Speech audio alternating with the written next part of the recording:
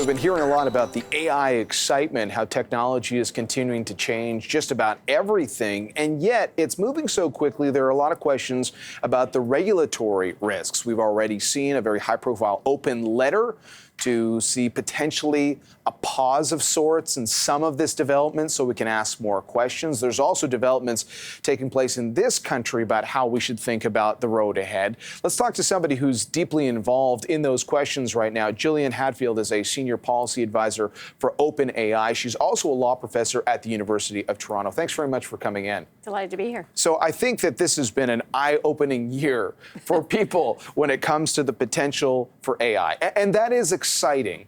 But because it moves so quickly, I guess we have to try to figure out how we can think about the role this plays in our life. And we probably have to think pretty quickly about that too, I would imagine. Yes, that's right. It's been a big shift this past year with the release of ChatGPT and end of November 2022. And I really think that has changed the way the public has seen these developments that have been years in the making. And I've been thinking about the regulatory questions for a number of years, but I think it really is coming to a head right now to say we really need to be paying a lot of attention right now and taking action right now. Well, and it's interesting for companies, private companies that are at the center of this. I mean, that is quite common these days for them to be leading technology. OpenAI, which created ChatGPT, their CEO talks a lot of, quite often actually about, maybe we should having a UN-style conversation so that all countries can be thinking about this. Now, in your advisory role, you're working not necessarily for the leadership, you're working with the policy team there to think about these things right now. That's right. So OpenAI has had a part of their charter since they were founded that says we need to make sure this is safe and good for society, for humanity as a whole. So there's research they do internally to say what kinds of regulations, what kinds of auditing, what kinds of global agreements should we have in place to make sure that it's going well, because it is happening inside private technology companies, as you say. And I think the thing that happened with ChatGPT is everybody got to look inside. Oh, wow, some pretty amazing things are happening. To do that. And look, you're at U of T, where there's been a lot of great AI minds over the years, and that's exciting for Canada. But I think the other question out there, especially when a lot of this technology is in the hands of private foreign companies, what's our roadmap going to be here in Canada? And I would imagine it's slightly tricky because we don't quite know where this is going to take us, but you're engaged in some of the conversations taking place right now. What is happening in this country? So the Canadian government has proposed AI regulation, a framework law. We're not sure how far it's going to get in the current Parliament. I've served on one of the advisory councils in this area. But in doing that, it's joining the EU, which is quite far down the road for some pretty substantial regulation. We're seeing lots of movement at different governments around the world. And I think Canada needs to figure out sort of that right balance between, on the one hand, being a real place for tech and tech investment and AI in particular, but also wanting to be a leader on, what's the safe and responsible way forward. So I think we need to be moving on that. I really do hope we will get some framework legislation in place soon. What might be one example of the areas that we should be mindful of today that you've been thinking about and would be advising? So I think one of the things that's really happened with the most recent discoveries and the things that have become clear to the public in the last few months and generated so much more public attention is we have these very, very large language models that are really capable of transforming how we do just about everything: law, finance, education, medicine. And I think a really important first step would be for us to at least be registering those models so that we have some public visibility. It could be a regulator, doesn't need to be open on the internet. But I worry about the fact that we don't really even have good capacity to know what's being developed inside OpenAI, inside Google, inside Microsoft, Amazon, Meta, the big companies. And I think we should be developing a mechanism, just like we require businesses to be registered. You got to have an address. You've got to know who to be in touch with. So I think we should be thinking about developing at least that as a starting point for regulation. Do you get the sense the industry itself is open to that? idea? I think the idea can gain some traction. I do know that almost anybody you talk to in the leadership in these big companies is recognizing that, right now we just have it's a free for all, that we don't have any structure in place. So I think there's a lot of really responsible people inside these companies, but they really shouldn't be doing it on their own. It really should be something that's done through our governments, through democratic processes, with technical sophistication and business sensitivity. But I think it's something that everybody recognizes. We need to get the playing field sorted out so we know what we can and can't do. Well, what's amazing about this, too, when people talk about the ways this could change everything, some of those areas would fall maybe outside of what you would typically think of as tech regulation, whether it's the job market or things in your day-to-day, that seems tricky as well. Yes, that's exactly right. So I'm a law professor. I think a lot about legal services, and I've seen some amazing things that these models can do in doing legal work, providing legal advice. But we currently don't have a regulatory structure around that says, okay, how do we know if this model is giving good enough legal advice? So we need to design those systems. Same thing with education. Healthcare is another, or mental health is another topic that people have been talking about recently. Finance, if you're going to have autonomous agents trading on our markets, what kinds of rules do we want them to follow? Just feeds into so many different areas. All right, well, it's good that the conversation is at least underway. We'll see how it all unfolds. Jillian, thanks very much for your time. Appreciate it. Now to what some are calling the new California gold rush. Extreme weather is making gold easier to find. But is the reality as good as gold? It's a story we first saw in the New York Times. Here's a report from ABC News. When it comes to the American West, the image of a gold prospector is as deeply ingrained as the gold is in these California hills. From Looney Tunes' Bugs Bunny, "There's gold in them dire hills," to the NFL's San Francisco 49ers, who are named after California's gold miners. But now, nearly 170 years since the famous 19th century gold rush, the search is on yet again for the precious yellow metal. He's always wanted to try to find gold. We thought we'd stop by and see if we could find any. Everybody that has come here to look for gold has found gold since the rain. Nugget Nick Preblick comes from a family of gold panners. This is a gold nugget my dad and I found. And they're preparing for a gold rush of their own. It could turn into a gold rush. The 1800s, there was hardly anybody here. And the word got around and there was hundreds of thousands of people. This time, Mother Nature is making gold easier for treasure seekers to find. While facing drought in recent years, California has seen extreme weather this season. Record snow, heavy rain, and rushing waters, sweeping long-deposited gold downstream. We've just had a tremendous winter here, and consequently, when this melts, quartz with gold in it will be washed down into the creeks and rivers. The chances of this rush being as big as those in years past might be slim, but with the price of gold holding at thousands of dollars per ounce, there's always a chance that some prospector could strike it rich. Well, we're going to get a lot of people out here in the fall. If you want to pan for gold, that's going to be the time to do it.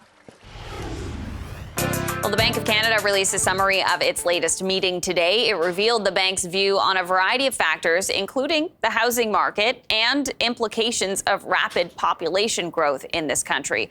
For more, we are joined by Eric Hertzberg of Bloomberg News in Ottawa. Eric, it seems like the big takeaway from this, and perhaps prospective home buyers wouldn't want to hear this, is that the bank was actually debating the possibility of another interest rate hike.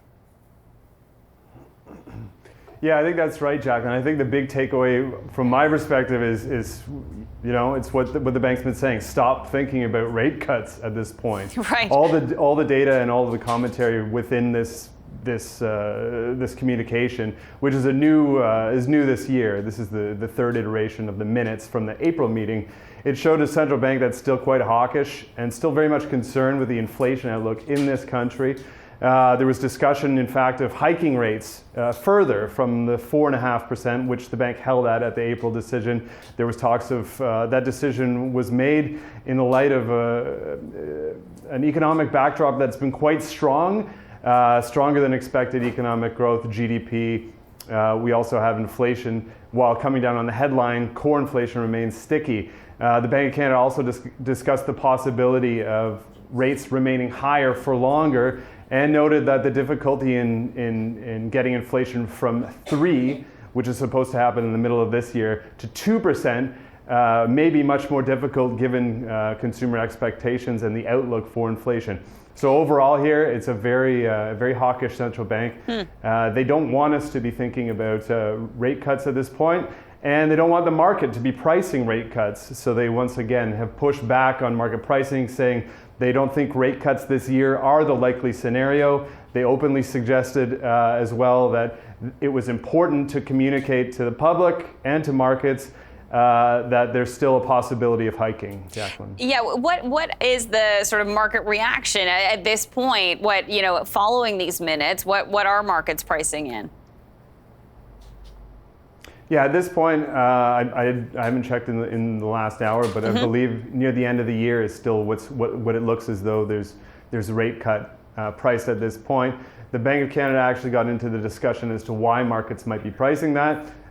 Some of the commentary in the previous segment I was listening to, it was a discussion of possible recession. Yep. Markets have to price at least some chance of a recession at this point with rates as high as they are, and with the way markets are behaving in the US as well. So there's a lot of movement that's been happening in the last couple months.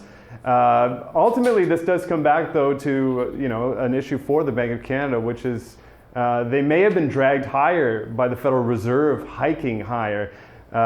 Recall in the past few months, the expectation for the Federal Reserve's terminal rate has come down substantially.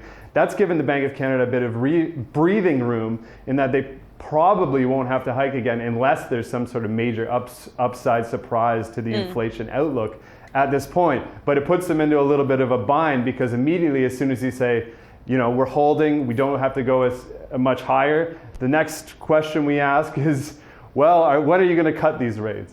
Right. And that might be, what prospective home buyers or somebody that needs to renew their mortgage would want to know as well, Eric. But the housing market is something that the Bank of Canada touched on in its meeting. But what was it saying about it?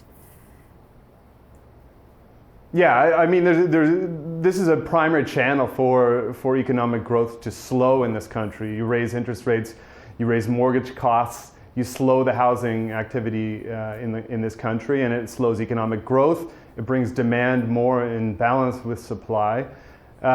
They see it working. They see the rate hikes working to slow the housing market. They say the levels of housing activity remain subdued. But they also see it bottoming out here because of the strong immigration growth that we've had in the last year. Macklem, I believe in the recent weeks, has actually changed his tune on that a little bit, saying that there looks to be some sort of a rebound happening in the second half of this year. Again, this is driven by strong population gains in this country. I mean, you do see the 5-year rate coming down a bit, so you see mortgage rates coming down. That's all adding potential fuel to the fire. Again, the main important thing here is the lack of available houses for sale. If you look at the sales to new listings ratio, it's ticked into the seller's market territory again for the country as a whole. There's just not the houses available to purchase. So even though the sales activity is depressed, you don't have this drop in prices. It does appear to be that we are at the bottom here, Jacqueline. Eric, thanks so much for this. We appreciate it. But let's hone in on the PowerPoint of the day. It is Meta on pretty much every single metric. It beat expectations, and it is rallying on top of a rally. The stock has massively outperformed since announcing its job cuts in November, and basically a turnaround in how it views spending in the span of 2 weeks. And it seems to be working. Sales growing for the first time in 4 quarters at the platform, and everything it is doing with AI seems to be juicing engagement. 3 billion people every day, daily, checking in on their platforms. Let's bring in an investor in Meta, Jason Del Vicario's portfolio manager at Hillside Wealth Management. Where are you, Jason? Is that a real background? It is a real background. Yeah, we do our Thursday morning regular cold water dips, and I was just in the water for 5 minutes. It's a balmy 9 degrees. So I'm trying not to shiver. Tell me you're from BC without telling me you're from BC. That is so classic. Okay, so let's talk about you out in the real world, not in the metaverse, but Meta is one of your key holdings. Can you find any problem spot with the results? No, I mean, I guess they're good results. The market seems to be reacting favorably. Quite frankly, if we take a sort of a longer view of the business, we see that the business is generally firing on all cylinders. I mean, they're still spending lots of money on the metaverse. I think that's still a question mark. You'll recall sort of through mid to end of last year that people, the narrative was that, Zuckerberg was wasting money on this and just lighting shareholder capital on fire. One of the things that we'll note is it's his company. I mean, he owns controlling stake in terms of voting shares, and he's able to do that. He can make decisions that other, for example, professionally managed companies such as Apple and Microsoft can't. So the verdict is still very much out on that. But as you mentioned, 3 billion daily active users, 79% of their users are active on a daily basis. That's huge engagement, and they have just a really wide reach. And that's why we own the company. That network effect, that moat that they have, we see is only getting wider and going to power earnings for many, many years to come. Would you add more here? So our fair value estimate of Meta, when we first did the work on it about 3 years ago, came in at around the 270 range. So I would assume that, we haven't really checked in at our fair value estimate, but we would assume the fair value it doesn't change too much. So our fair value estimate, as I said, is around the high 200s range. I think we're probably, when I left this morning, I saw us at about 240. So we're, getting close to our fair value estimate. If you don't have a position and you'd like to own this company for years, not minutes or hours or days, but for years, then I think this is a reasonable entry level. We were fortunate to be able to add to our position below $100. I mean, in retrospect, of course, that was a screaming buy. And it felt nerve-wracking and nervous doing that. We took our position back up to a 5% weight then. But I think at these levels, it's let's say it's fairly valued. The FANGs definitely are back. They have outperformed the NASDAQ, which already has an impressive gain, and obviously have contributed to the outperformance of the NASDAQ relative to the S&P 500. Are you looking to skew more into those large cap tech names these days? Our style is different. I mean, we don't necessarily start with the premise that we're looking to own a large cap tech stock or what have you. We're very much bottom up. So we let the businesses almost select themselves in terms of the way that we do our analysis. Having said that, we do have, we have about a 5% weight in Microsoft and about a 9% weight now in Meta. That's sort of ballooned up from 5%. So, approximately 15% of our equity is in Microsoft and Meta. But again, that's not necessarily a conscious decision on our part to wade in or be involved with large cap tech. Those are just two businesses that we were able to acquire at what we think were reasonable prices that have huge moats, and the moats continue to widen. So we think that they're going to be able to generate strong returns on invested capital for investors for many years to come. But we've looked at Google, we've looked at Apple. Also very well-moated businesses, large businesses, as you noted, certainly involved in our daily lives. And those would be, they're reasonably priced as well. All the large cap tech stocks are, let's say fairly valued at these levels. What about within the consumer sector? Because I would say the signals that we get are, to your point, very stock specific. I mean, Chipotle and McDonald's doing well, Domino's kind of issuing a little bit of a soggier forecast going forward. And then you've got a company like MasterCard, which has got its pulse on everything that people are spending on, and spending just soared in the first 3 months of the year for MasterCard. How are you picking opportunities or screening for opportunities in areas where we are nervous about the consumer? Yeah, so again, the consumer, if you look at a 10, 20, 30-year time horizon, there's going to be periods of time where the consumer is feeling the pinch, and then there's going to be times when the consumer is feeling, let's say, flush. If your time horizon is 5 years or 3 years or 1 year, then you're probably more concerned about these sorts of things. So we don't think in those terms, in terms of, oh, right now the consumer is pinched. Where we may think in those terms is, okay, well, maybe there's some high quality businesses that we've got our eye on or have had our eye on for a long period of time that are now trading down to levels because there is some nervousness, short-term nervousness about the health of the consumer, let's say. So, we're looking at a company, for example, in Germany right now called Endor. Endor makes sim racing steering wheels. Coming through COVID, people are at home, so they were playing video games. And now, of course, there's this after COVID effect where perhaps demand for some of these things, and I would maybe throw Domino's into that category a little bit, seems to be waning a little bit. So, we don't necessarily go out looking with the short term in mind. We're much more long-term focused. All right, it's all those cold plunge dips that keep you focused. Jason, thanks so much for joining us with that perspective. So every day on BNN Bloomberg, we focus on stock movers, the gainers, the decliners. But here at a new bar in Toronto that's set to open today on Friday, this is Cocktail & Co., or CKTL in ticker parlance. And joining me today is Kushal Shah, one of the co-owners of this establishment. And they have a very unique concept where you can actually buy drinks and the price changes depending on the interest or the lack of interest in it. Well, how does this work exactly? So it all depends on the demand and supply, actually like a stock market. When someone is buying one X item of the drink, then the prices of the Y gonna go down and the price of X gonna go up with a certain percentage. Same happened with cocktails, beer, draft beer, bottled beer, as well as on red wine and white wine. So how many drinks would have to be purchased before that influences a move in its price? Even if it's like one drink, but if someone is buying one drink and another one is buying another cocktail, then both of that price is gonna go up. But whoever is not buying the third cocktail, that price is gonna go down. It's gonna work even if you buy one drink, it's gonna go up by like certain cents. If you're buying two drinks, then the price is gonna go with like almost double. Even say like if you're buying one cocktail, the price is gonna go up by 25 cents. If you're buying two ones, then it's gonna go up by 50 cents. But whatever you are paying is the maximum price you can see in the menu. Okay. So the price is not gonna go beyond that price point, what is there in the menu.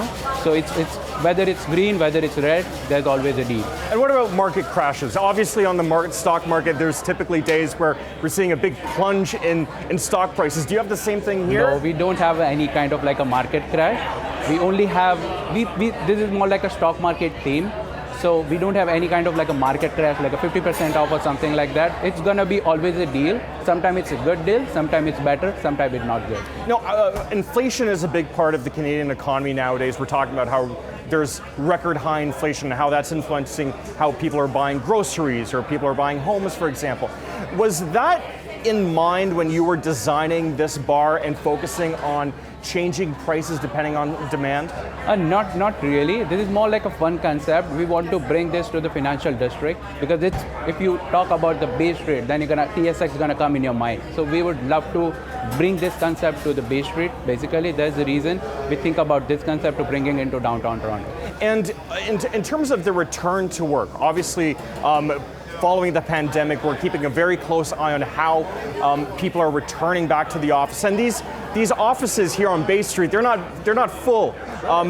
People are still working from home. Right. Do you have any consideration or concern that perhaps there may not necessarily be a big enough clientele or customer base to draw in these days as you're opening this new bar? Right. So like a lot of people are coming back to normal. A lot of offices are getting filled now. There's like a mandatory 4 days, 5 days of working environment coming back to the normal. I think that's the reason we are getting busier day by day because people started coming back to office and we are trying to get that crowd to our customers.